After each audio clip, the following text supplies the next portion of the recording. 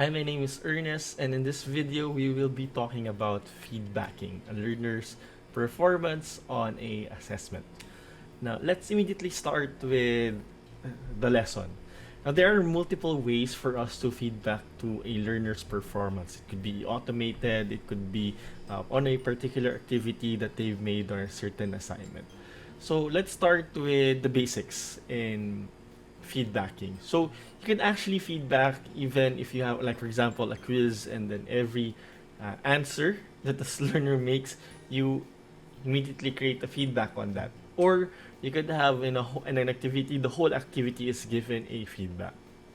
So let's try to survey or try to explore, navigate Hurtado, and the many ways to feedback on a learner's performance. So let's try to check our courseware and sort of edit some of the activities that we have here so that we could provide a learner's performance or feedback on a learner's performance. So one way to do that is, you can see here, you could have the edit settings. First one is you want to have an overall feedback on a learner's performance. An overall feedback is usually what happens is if a learner reaches or does not reach a certain percentage or score, you could actually feedback. For example, if a learner does not reach, let's say, 60% of the expected score, then you could actually feedback that the learner needs to work hard, or if a learner gets a perfect score, then you could commend or congratulate the learner. So let's try this one. Let's say the grade boundary. Okay, now the thing here is this is already okay. So the grade boundary is, let's say, if a learner gets 90% and above, commend the learner. Let's, for example, excellent. Sorry.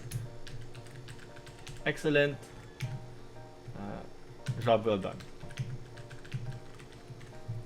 And if a learner gets like 60%, which in our case, this is still transmuted, so it might still be a passing score. So feedback would be good. You could still do better, but then we don't want to sort of okay, good. Okay. And if a learner gets, let's say, close enough to passing, let's say 50%, so a little more and a little more effort, and you can be a superstar. Shut up. Okay. And okay, anything. So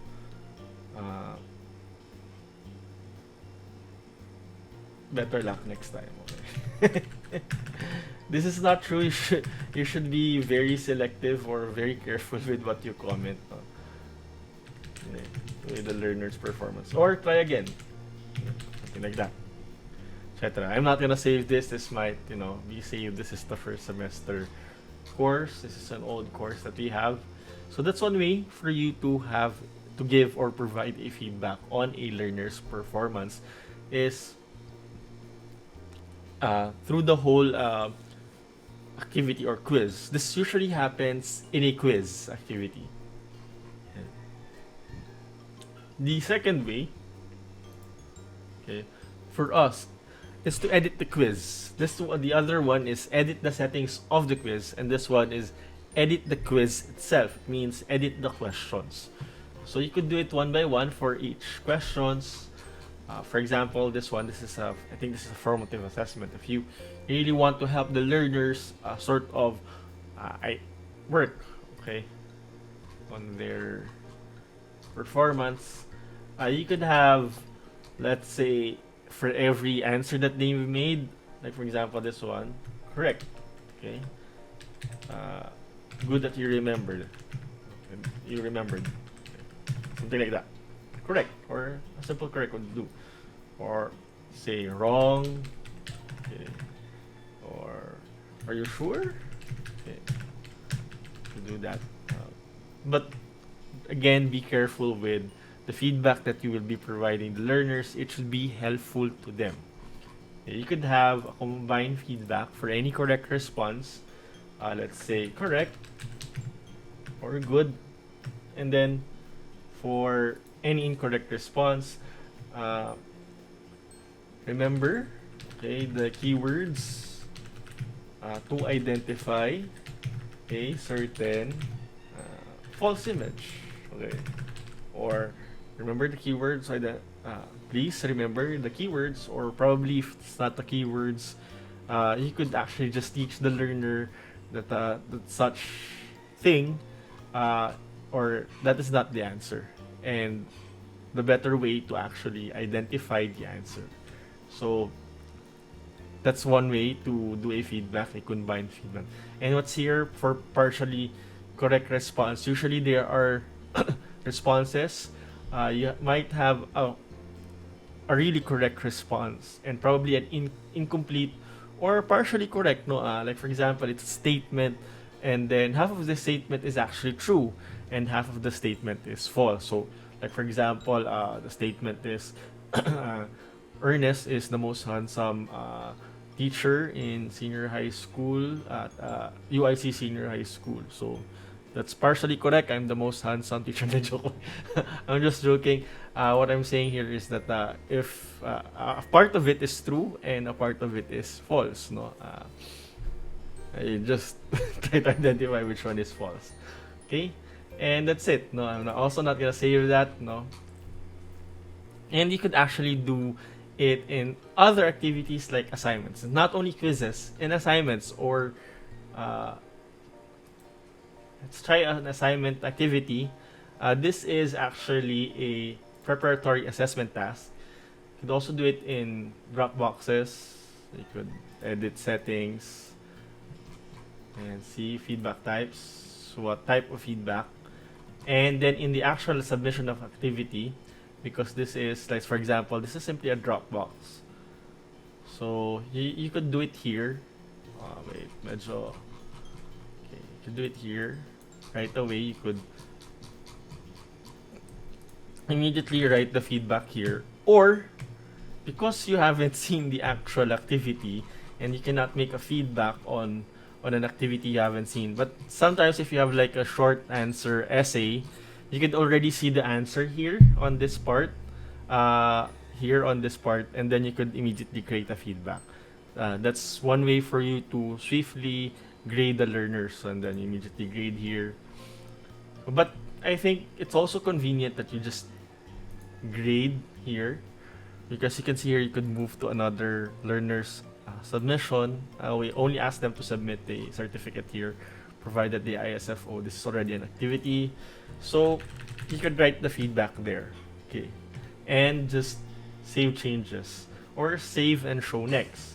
Now you could either also choose to notify the learner if you want to every time you save it. Now another way for you, or okay, because this is on a Dropbox, okay, you could also do it on activities. Now I'm going to show you the rubrics. Okay, so you want to view all their submissions and then grade them. There are no actual feedback. Okay, so you can see here there's a rubrics. In another video, I told you that you could assess or grade the learner through a rubric. So you already have a rubrics placed there, and then you just click, okay, click on whether it has clearly and creatively expresses the thesis of the essay, and then that's already 3 points, and then just click that. Okay, and then you could provide actually for each rubrics, okay, a comment. Okay, so for example, this one way for you to have, okay, a coherent, okay, claim is, then you just have to write there how to achieve the highest score in providing feedbacks. And here you could also already, okay, just work on your argument. So that's an overall feedback. Okay, and you could just save the changes there. So These are the multiple ways on providing feedback to the learners. Remember, feedbacking is very important. Not only the numbers that we feedback to them, like for example, 6 over 10 is a passing score. That's already a form of a feedback to a learner's performance. Or for example, the rubrics are also a form of feedbacking to a learner's performance. But providing insights on how to be a better learner will greatly help a learner understand not only the assessment but also understand and how to achieve the skills or the competencies that you want them to achieve. Okay, and that's it. Thank you for giving me your time. And once again, this is Ernest, and goodbye.